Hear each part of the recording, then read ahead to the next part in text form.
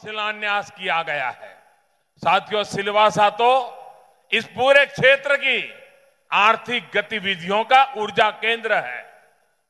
अनेक उद्योग यहां पर है और भविष्य में भी यहां उद्योगों में के लिए अनेक संभावनाएं हैं। सिलवासा नगर निगम का भवन हो, सीवेज ट्रीटमेंट प्लांट हो, कनेक्टिविटी को सुदृढ़ करने वाले प्रोजेक्ट हो, ये सभी यहां के जीवन को आसान बनाने वाले हैं।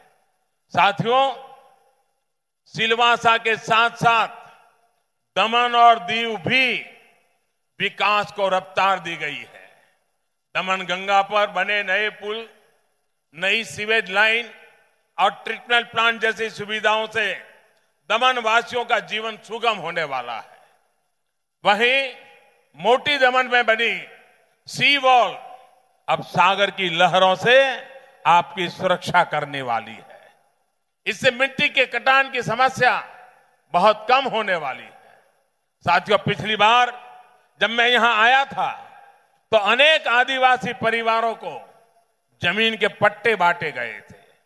आज भी कुछ साथियों को जमीन के अधिकार पत्र सौंपने का अवसर मुझे मिला है। भाइयों और बहनों, जमीन हो, जंगल की पैदावार हो, पढ़ाई लिखाई हो, खेल से जुड़ी प्रतिभा हो, हर स्तर पर आदिवासियों के कल्याण के लिए व्यापक प्रयास किए जा रहे हैं। वन धन योजना के तहत जो जंगल की उपज है उसमें वैल्यू एडिशन और उसके उचित प्रचार प्रसार के लिए देश भर में सेंटर बनाए जा रहे हैं। जंगल से जो उपज आदिवासी बहन भाई इकट्ठा करते हैं उनका सही मूल्य मिल सके, इसके लिए समर्थन मूल्य का दायरा बढ़ाया गया है। साथियों, आदिवासी समाज की कमाई के साथ साथ कल्चर के संरक्षण के लिए भी गंभीर प्रयास हो रहे हैं। आज भी यहां एक इतिहास और सांस्कृतिक विरासत से जुड़े अनेक प्रोजेक्ट्स का प्रारंभ हुआ है। कल्चरल सेंटर हो, पुराने किलों का संरक्षण हो, दीव में आईएनएस खुखरी से जुड़े स्मारक स्थल हो, ये निश्चित तौर पर स्थानीय संस्कृति के संरक्षण और उसके प्रचार प्रसार में अहम सिद्ध होने वाले हैं। साथियों, संस्कृति और गौरव इतिहास के ये स्मारक हमारी भावनाओं के प्रहरी तो है ही, युवाओं के लिए रोजगार के अनेक अवसर भी बनाते हैं। ये टूरिज्म को ताकत देते हैं। दादरा और नगर हवेली में पर्यटन के लिए बहुत संभावनाएं हैं। इस क्षेत्र को टूरिस्ट मैप पर लाने के लिए सरकार हर संभव प्रयास कर रही है। सिलवासा में बने दमन गंगा रिवर फ्रंट के पीछे की भावना भी यही है।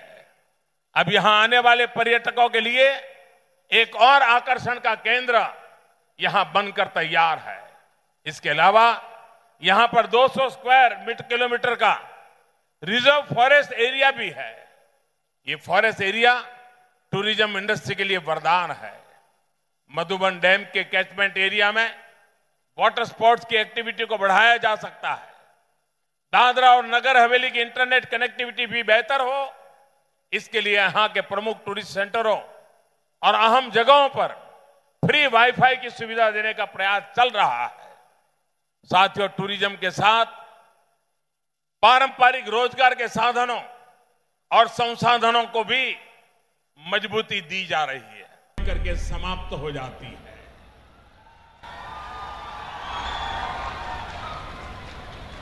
मेरी दुनिया मेरी सुबह